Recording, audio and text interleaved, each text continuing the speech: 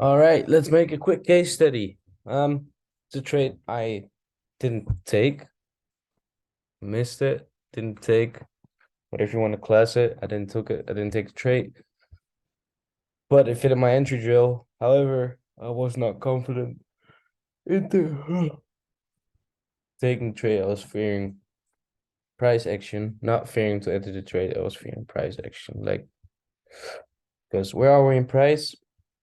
So I'm not going to do an entire top down on this trade. No need. We had the high, low, higher low, higher high, potential higher low. Took internal range liquidity, reacted from this 50-minute PY. Then the reason I did not take the trade is because we got previous daily low, Asia low, New York low below. And my forecast was to go short. So uh, although I shouldn't be listening too much to my forecast, but rather following price action this long would have been a nice trade, and that's why I missed it. Because I was following my forecast. And the reason I did not take the trade is because there was this liquidity above, this liquidity below, and because of the liquidity below and the deep discount, which was a higher probability trade, I didn't take the trade. Would have been a higher probability trade if there's a trade setup, don't know yet, for longs. So yeah. Another reason we already took Asia highs, so Asia lows were on the cards for me. Because yeah, that's something that happens sometimes, not always, but yeah. Uh, Therefore, I missed to see the setup. I missed to see this POI, and then I saw the setup, but I didn't take the trade because of those reasons. But it's a valid trade nonetheless. Why? We are in the discount of our bullish purple range.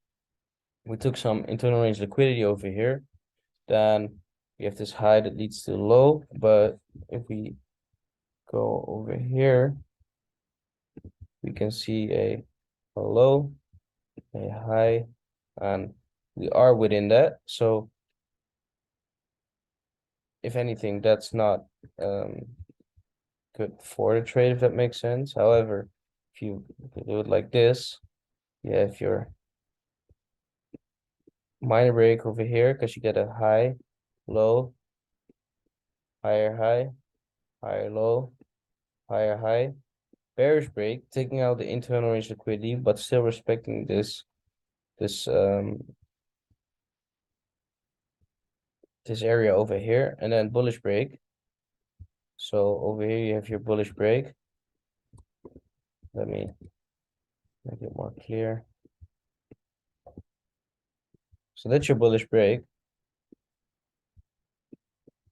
And therefore you can look for longs on the discount, which lines up with the high time frame purple range and potential liquidity to the upside, however, not with the liquidity to the downside. And yes, there's always price will always take liquidity, but you want the highest probability trade. And this was not, I had no confidence in the long, which is it's shit, because it was a good trade nonetheless.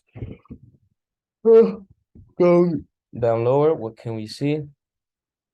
So we see that H low, you have the 50-minute POI, bullish break. This was also just a wick. For me, break is a break, but it indicates that like there's potential bearish power. And the price action over here will tell us if I was right. And that doesn't mean that you can't take the trade, but yeah. So anyway, coming down lower, we got a high, low, lower high, lower low. Then we get our first bullish break, our early buyers. Let's take this off for a second.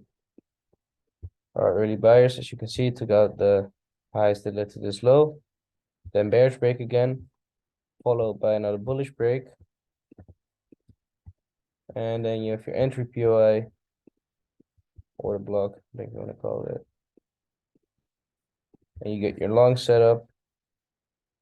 Pretty impulsive, 63. Let's go for 66. Stops below the block, 2.6, 3.1.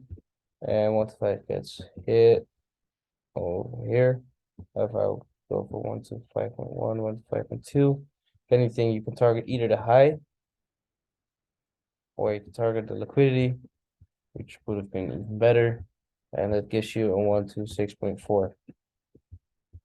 So high time frame range, internal range liquidity taken, discount, low time frame, liquidity building to both sides, but internal range is bullish because of this break taking Asia high. It was not a strong break. Break is a break though, and therefore you can look for a long from the discount.